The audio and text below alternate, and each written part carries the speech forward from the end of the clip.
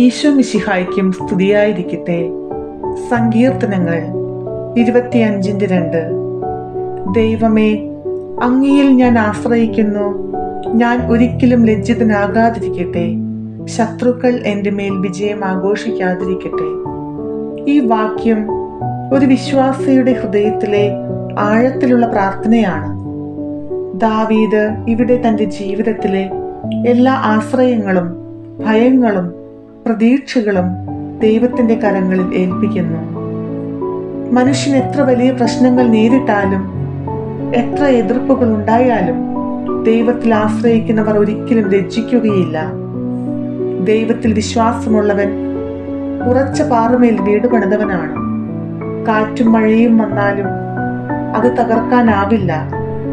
ദൈവം നമ്മെ സംരക്ഷിക്കുകയും നമ്മുടെ ശത്രുക്കളെ നിശ്ചലരാക്കുകയും ചെയ്യും. അങ്ങിൽ ആശ്രയിക്കുന്നവൻ ഒരിക്കലും തോൽക്കുകയില്ല. കാരണം അവിടുത്തെ കരങ്ങൾ ശക്തമാണ്. അങ്ങേ ദയ അളവറ്റതാണ്. നമ്മെ പരിഹസിക്കുന്നവർക്കും എതിർക്കുന്നവർക്കും മുൻപിൽ ദൈവം തന്നെയാണ് നമ്മെ ഉയർത്തുന്നത്. അതിനാൽ ഭയപ്പെടേണ്ടതില്ല. ദൈവത്തിൽ മാത്രം വിശ്വാസം വയ്ക്കുക.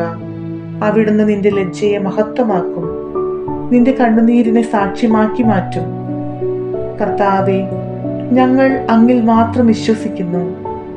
ഞങ്ങളുടെ ജീവിതം അങ്ങേ കരങ്ങളിൽ ഏൽപ്പിക്കുന്നു. ഞങ്ങൾ എവിടെയും ലജ്ജപ്പെടാതിരിക്കണമേ.